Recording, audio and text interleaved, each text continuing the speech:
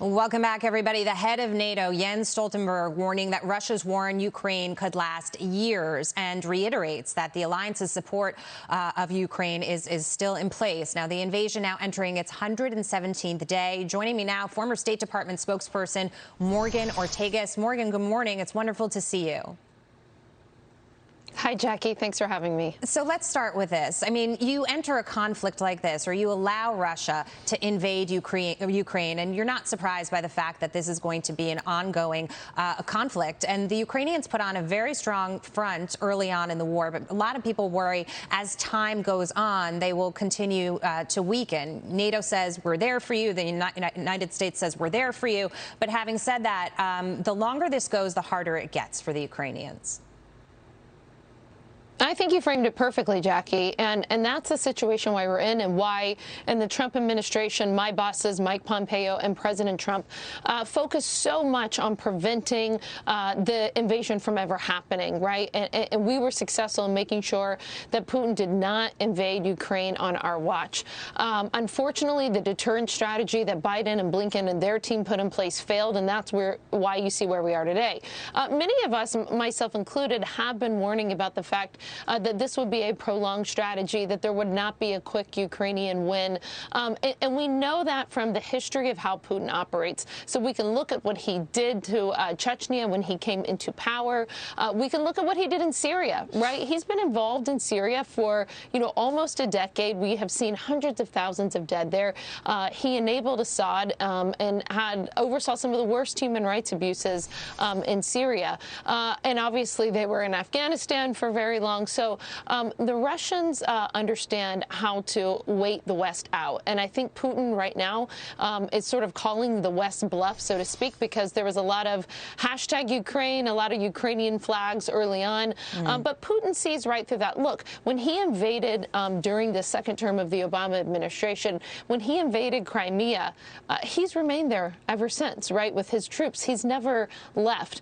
So to think that he is going to just, about face and leave Ukraine because he had some military defeats and embarrassments early on, I think is the wrong assessment. Ergo, where do we go from there?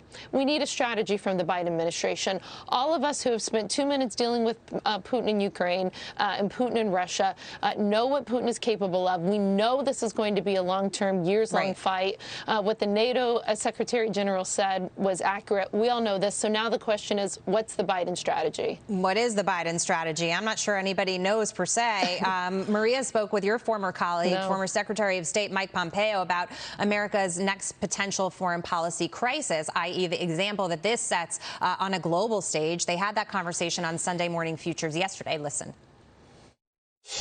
Because you see these protesters bubbling up in Iran right now. Is the area becoming more fragile? Does this become the next crisis for the United States?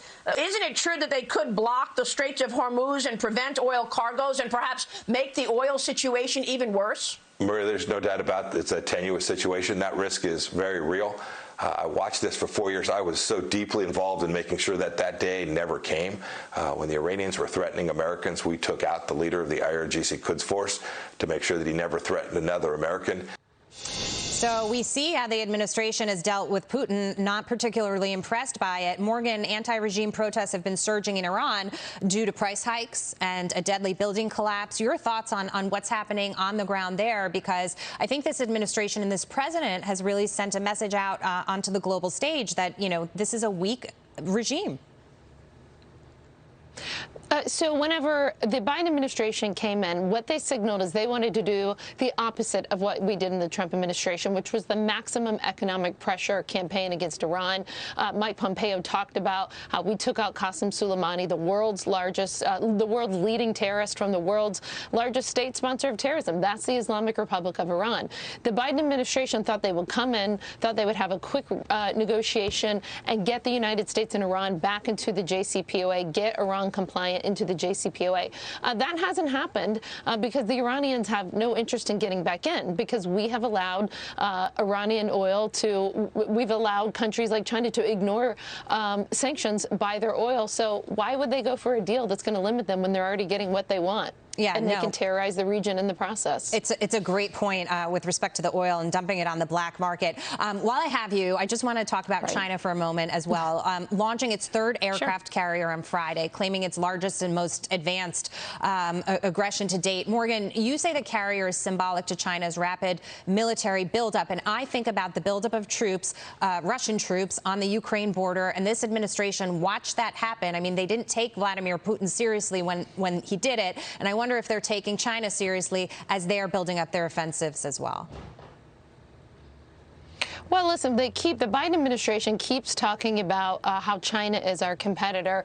But listen, in many places around the world and in many industries, we have already lost the game with China. For example, you're talking about the Navy. Well, the Chinese Navy overtook our Navy several years ago in terms of number of ships. They now have an aircraft carrier, and yes, they build it by stealing a lot of intellectual property and secrets, but they still built it. It's there. And so everybody in America should know that Biden's rhetoric does not match reality, does not match his defense budget, which doesn't even cover the cost of inflation. He isn't serious about beating China with this defense budget. Yeah, no, I think that's a great point. I know Angela wants to jump in. Yes, Morgan, my concern about China and this aircraft carrier that they're now able to make entirely at home is not just the message that it sends to the United States as we become more dependent on foreign powers for things like energy, but the message that it sends to Russia. Most of China's weapons and defense imports come from Russia. So how does this change the dynamic between those two global powers?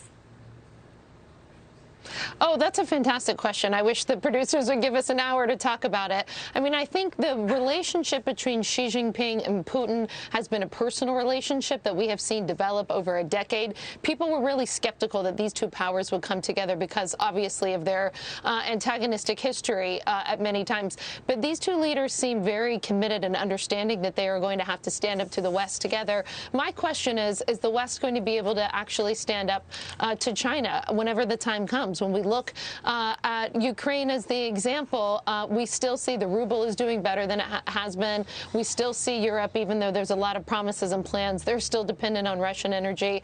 So if China's looking at this, I think they're thinking, the United States and the West, they got a lot of hashtags, they got a lot of big talk, but they don't necessarily deliver. That's a great point. We are going to have to leave it there. Morgan Ortagus, great to see you this morning. Thank you. Thanks for having me. Okay.